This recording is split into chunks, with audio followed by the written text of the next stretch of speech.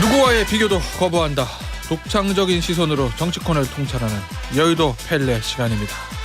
한국 정치인들이 가장 많이 찾는 최고의 분석가 박성민 정치 컨설턴트와 함께합니다. 안녕하세요. 안녕하세요. 자, 오늘 일주일 동안 저희가 정치권에 하도 많은 일이 있어가지고 짚어볼 게 여러 가지인데요. 이거부터 짚어보겠습니다. 오늘의 주제는 말입니다. 말. 현직 대통령과 전직 대통령의 말의 충돌. 현직 여당 대표와 야당 대표의 말의 충돌, 이런 거 해볼 건데요. 윤석열 전 대통령이 반국가 세력이라는 얘기를 했습니다. 저 자유총연맹 창립 기념식에서 한 얘기인데, 그러니까 종전선언을 노래 부르듯이 하고 다니는 세력들은 반국가 세력이다, 이런 얘기를 했고, 역시 문재인 전 대통령을 겨냥한 것이다 라는 언론의 관측이 있지 않았습니까? 물론 대통령실은 그게 아닌데라고 부인하긴 했지만, 일단 윤석열 윤석열 대통령의 그 발언은 어떻게 들으셨어요?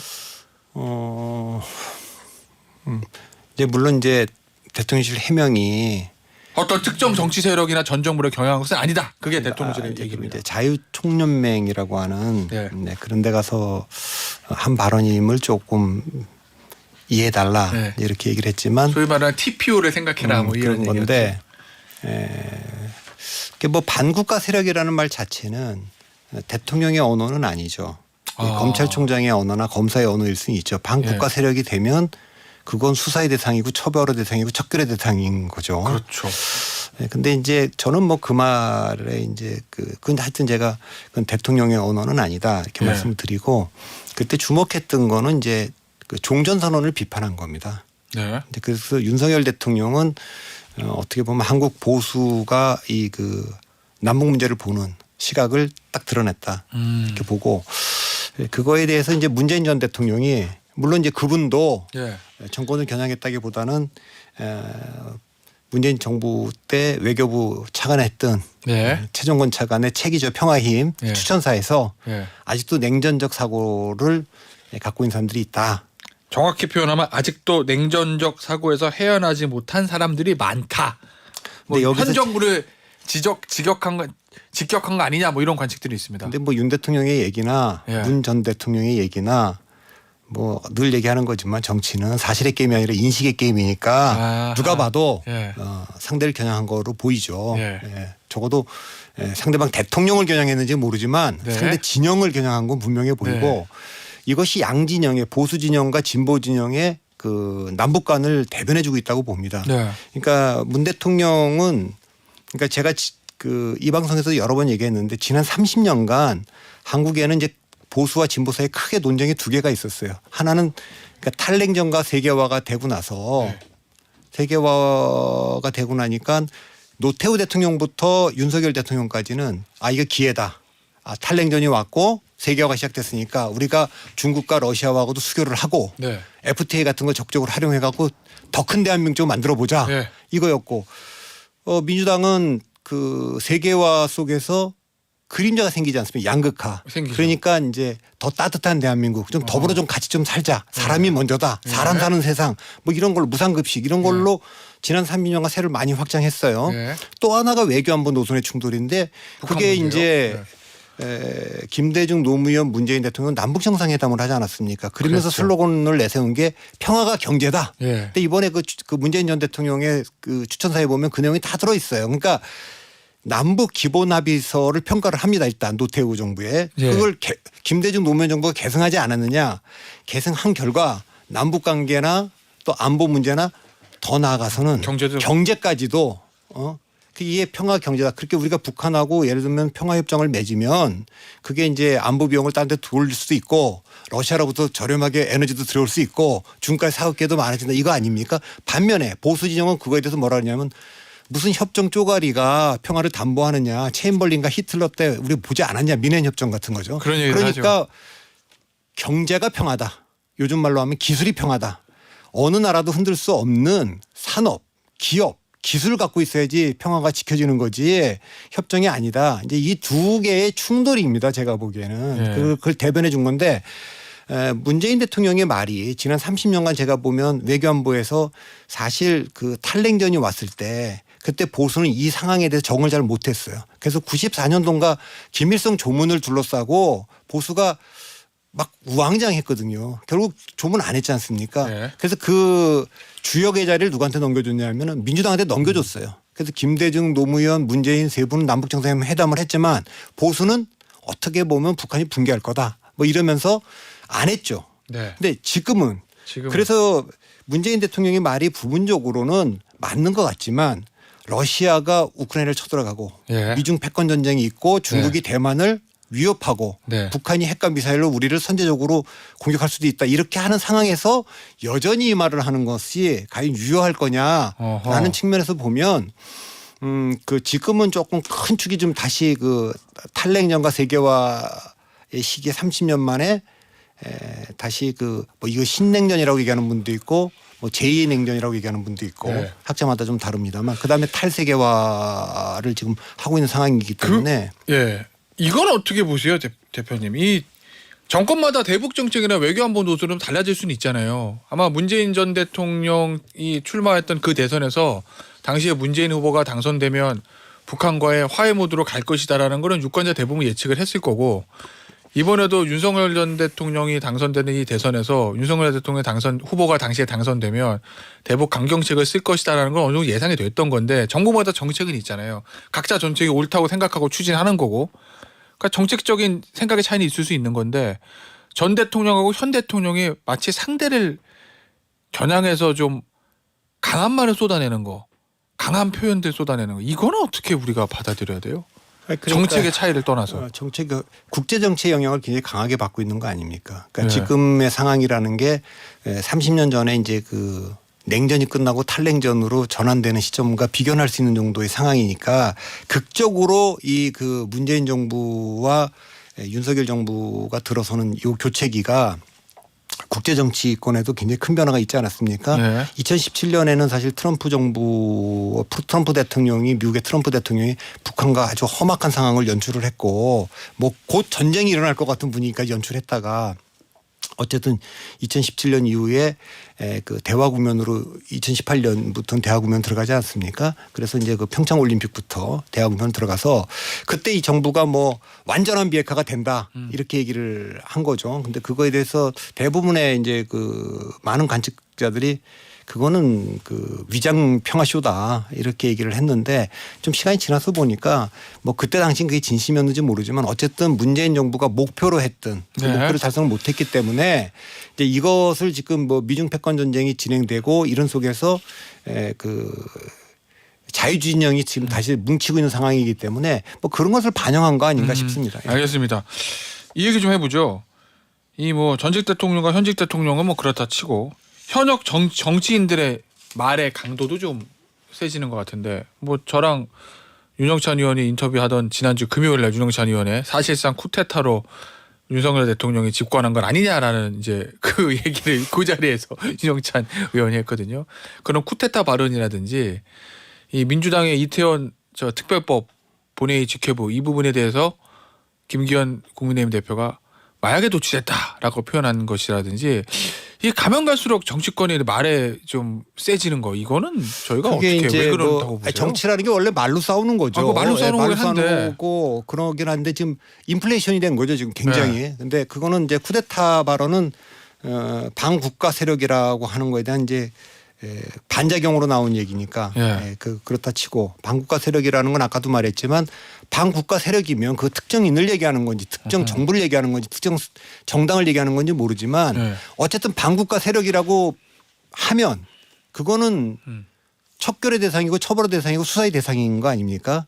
이제 그거에 대해서 이제 아마 그 이제 쿠데타 이렇게 얘기를 해도 쿠데타도 그거는 그건 척결하고 해야 될 대상 아닙니까? 이제 그렇게 된 거고 당 대표들의 발언이 이제 뭐 마약에 도취됐다든지 조금 이제 물론 이제 서로 상대방을 그 비난하는 것들이 도를 넘어서 또 그 퍼포먼스들이 뭐 그냥 그 괴담이라 선동하는 게 도를 넘어서 그에 대한 반작용으로 나온 말이라고 하더라도 적어도 당 대표급 인사들의 말, 대통령 지도자급의 말은 좀 절제가 돼야죠. 그런데 이제 사실은 총선 앞두고 좀 여야가 지금 충돌이 좀 격화돼서 그런지 몰라도 이렇게 말이 세지는 이유는 원인은 어디에서 찾고 계세요? 뭐 항상 그래왔던 저는 측면은 뭐 이게 없지 않아 전략적이라고 있지만. 보지는 않아요. 그러니까 네. 전략적으로 무슨 뭐 일부에서 뭐 지지층 강성 결집 지지층을 얘기하잖아요. 결집을 저는 그렇게 보이지는 않고 네. 갖고 있는 정치적 신념의 예. 그 표현이라고 저는 봅니다. 그러니까 쭉 보면 개인적인 캐릭터가 반영이 된 거다. 뭐 캐릭터라고 이게 뭐 말하는 뭐 태도라든가 이런 네. 것도 있겠지만 신념이죠. 그러니까 체화된 신념. 네. 근데 그게 이제 뭐 그걸 제가 가지고 논박할 생각은 없습니다. 네. 근데 분명한 건 네. 선거는 중도층을 잡아야 이기는 거 아닙니까? 그건 또 네. 분명한 겁니다. 그렇죠. 근데 이 강성 지지층에 기대는 발언들이라는 건 뚜렷하게 한계가 있는 거 아닙니까? 네. 지금 윤 대통령도 사실 금년에 보면 할 수 있는 외교와 안보 퍼포먼스를 거의 다 보여줬어요.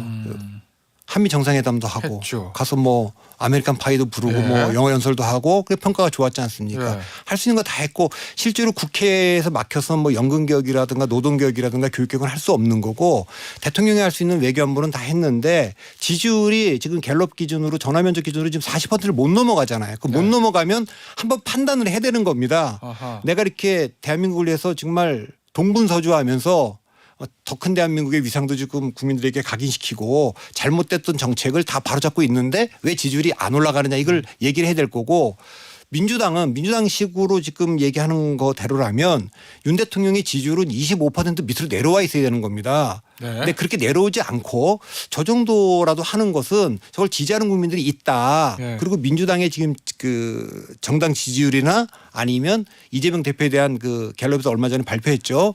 그 직무수행에 대한 평가도 좋지 못한 걸 보면 우리도 좀 뭔가 이렇게 이대로 가면 안 되겠구나 하는 위기감들이 있어야 되는데 아직은 두 당 다 전략적으로 그까지는 생각이 못 미치고 있는 것 같습니다. 제가 어허. 보기에는 네. 누가 더 먼저 정신 차리고 변화를 하느냐. 예.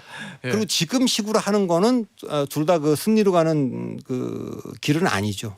알겠습니다. 그 변화의 시기라는 건 언제쯤 올까요? 찬바람 쌩쌩 불고 이제 저 정기국회 끝나고 총선 모드로 들어가야 각당 그러니까 우리가 기대했던 거는 정치는 상대적인 거거든요. 지난 국민의힘 전당대회에서 김기현 대표가 아니고 예컨대 뭐 안철수 대표가 됐다. 예. 그러면은 민주당이 지금 이재명 대표 체제가 더 흔들렸을 거예요. 아니 국민의힘은 이기려고 예. 입당한 지 얼마 되지도 않은 안철수를 당대표로 뽑아서 저렇게 예. 총선 전열을 갖췄는데 우리는 이거 사법 리스크에 갇혀갖고 강성 지층에 사로잡혀 있는 이 당으로 되겠냐. 예. 동력이 이제 국민의힘에부터 왔을 텐데 안 됐잖아요. 그러니까 이제 반대로 올 겁니다. 국민의힘은 이제 동력이 없고 예. 민주당이 이재명 대표 체제로 그대로 간다. 그러면 뭐 국민의힘도 큰 변화 없이 갈 수 있고 그러나 민주당이 비대위로 전환한다. 예. 그러면 비대위 전환한다는 건 큰 변화가 온다는 거 아닙니까? 그대로 오는데 뭐 국민의힘 지도부도 그대로 간다. 저는 뭐 그 상상하기 어렵습니다. 알겠습니다. 현재까지 정치권 상황은 악화가 양화를 구축하는 그런 상황인 것으로 보이고 자 민주당 얘기 좀 해볼게요. 추미애 전 장관이 등판했어요. 추미애 전 장관이 등판해서 지금 여러 인터뷰를 하면서 하는 얘기들은 본인은 당시에 윤석열 검찰총장과 충돌 때 사직하고 싶지 않았는데 검찰 개혁을 해야 되니까 당시 문재인 대통령이 속된 말로 나를 잘랐다. 뭐 이거 아니겠습니까? 당시에 저 문재인 정부에서 정무수석을 지냈던 최재정 전 수석이나 고민정 의원은 아니다라고 얘기를 하고 있는 상황이고 추미애 전 장관이 지금 등판해서 소위 말하는 문재인 전 대통령을 저격하는 듯한 발언을 하는 거 이거는 어떤 의도를 가지는 걸까요? 그러니까 이제 우선 일단 네. 전직 법무부 장관이 네. 그 정부 내에 있었던 그 은밀한 얘기를 나와서 얘기하는 건 적절치 않아 보입니다. 일단 그건 제3자 네. 입장에서 봤을 때 그건 이제 논외로 하고 이게 이제 민주당의 그 균열적 요소를 보여주고 있는 거죠. 그러니까 개인적으로 보면 추미애 장관은 본인이 좀 억울한 것 같아요. 그러니까 윤석열 대통령을 누가 만들어놨느냐 이게 이제 민주당 지지층 사이에 많은데 네. 사람들은 조국과 추미애가 만들었지 이렇게들 얘기를 하니까 네. 그게 몹시 억울했던 것 같습니다. 그러니까 그거는 이제 문재인 대통령이 제 역할을 안 해서 분명히 할 수 있었는데 그 우유부단함 그걸 좀 뭐 어떤 분 표현은 뭐 그 기회주의자다 이런 표현도 썼던데 뭐 본인 저 정철승 변호사가 막 페이스북에 뭐 그런 식의 그런 표현을 표현을 썼죠. 이제 그런 것 때문이라고 얘기하는 것은 그 이 당 안에 지금 세력이 지금 분화되고 있지 않습니까? 네. 이낙연 전 대표의 귀국과 함께 호남을 기반으로 한 김대중 김대중 전 대통령 묘를 참배하면서 나는 김대중 정신을 계승하는 사람이다라고 하는 거는 원래 전통적으로 민주당 안에는 민주당이라고 하는 거는 김대중 정신을 계승하는 호남당이다 이런 게 있는데 이제 그것을 이제 상징적으로 보여주는 장면이고 네. 또 하나는 노무현 문재인으로 상징되는 PK 이런 분들은 민주당의 그 신주류는 PK다 이렇게 얘기하는 분들이 있고 이재명이라고 하는 TK 출신이라면 독특하지 않습니까? 수도권에서 성남시장과 경기도지사를 지냈고 그래서 호남도 또 PK도 아니고 이제 민주당은 명실공히 수도권 정당이다. 이제 그게 이제 이재명 대표 체제로 상징되는 거 젊은 지지자들이죠. 아, 세 가지 부류가 있다는 말씀이시죠? 부류가 다 있고 나름대로 이제 지지 기반도 있죠. 네. 예, 거기에 비해서 이제 추미애 그 전 대표가 네. 좀 이렇게 수도권 정당, 아. 그건 이제 뭐 소위 말하는 이제 강성 지지층들 네. 여기에 어쨌든 본인이 정치를 다시 하려 그러면 본인이 그 지금 나머지 두 곳에서 뭐 이낙연 대표 쪽에서 서기도 어렵고 네. 또 문재인 대통령 쪽에서 서기도 어려운 상황에서 정책 선택을 한 거라고 좀 보여지는데 과연 이제 그것이 민주당에 도움이 될 건지는 좀 저는 의심을 갖고 있습니다. 그런 의심은 왜 가지시는 거예요? 도움이 안 될 거라고 보시는 건가요? 역시 민주당의 가장 큰 문제는 그 원심력이 계속 작동하고 있는 그 분열적 요소가 있거든요. 네. 그래서 이재명 대표 체제가 리더십이 흔들리고 있는데 이낙연 대표가 기욱해갖고 내가 더 이상 이제 방관하지 않겠다는 식의 말씀을 했어요. 그러니까 네. 본인이 총리하거나 당대표하거나 대통령 경선할 때만 해도 당에는 대통령이 계시기 때문에 대통령이 좀 이건 정리해야 될 문제지 내가 나설 문제는 아니다. 그래서 굉장히 소극적으로 했는데 이번에 기욱해서 하는 얘기를 보면 이 대통령도 없고 내가 당의 가장 큰 어른이다. 가장 오래된 사람이고 그래서 할 말을 하겠다. 이 얘기는 정치를 하겠다는 뜻으로 보인 게 아니라 싸울 게 있으면 싸우겠다 이렇게 보인 거거든요. 이제 그런 뜻인데 거기다가 이제 추미애 대표가 문재인 대통령을 직접 저격하면서 나왔기 때문에 이 복잡한 균열적 요소가 더 힘을 가했기 때문에 더 갈라지고 있는 상황이라 이게 지금 더 민주당을 어렵게 만들지 않을까 저는 그렇게 봅니다. 이낙연 전 대표는 파괴력이 있을 거로 보세요? 그러니까 이낙연 대표의 파괴력이란 건 제가 또 야박하게 평가하자면 이분 정치할 거고 기반이 있는 분이니까 호남 기반. 그러나 지금 민주당의 숙제가 네. 어쨌든 총선 때 분열하면 안 된다라는 컨센서스가 있는 거 아닙니까? 그렇겠죠. 예. 그런데 그렇게 본다면 총선 이후에 대선 레이스에서는 공간이 열릴 수 있을지 모르지만 총선 전에는 저는 공간이 없을 거라고 봅니다. 왜냐하면 이낙연 대표가 공간을 열고 뭘 맡는다라는 건 그거는 또 당의 새로운 분열적 요소가 되는 거 아니겠습니까? 적어도 친명 지지자들은 예. 이재명 대표가 이렇게 어렵게 된 것은 대장동 이슈는 지난 경선 때 이낙연 대표가 시작한 거다 이렇게 인식을 하고 있기 때문에 예. 그런 역할을 하기는 쉽지 않아 보입니다. 운신의 공간이 좀 좁은 거네요. 그러면. 어쨌든 비대위로 전환하면 우리 지난번에도 얘기했지만 친명 반명 비명의 교집합이 비대위인데 네. 그 비대위의 전제는 뭡니까? 모두가 동의하는 이게 가로 안에 있는 거 아닙니까? 모두가 동의하는 애 이낙연 대표가 들어있지는 않을 것 같아 보이거든요. 그러면 친명이 완전히 배제되니까요. 예, 네. 저는 그렇게 보기 때문에 총선 이후에 역할은 있을지 모르지만 네. 총선 전에 찾기는 어려울 것 같습니다.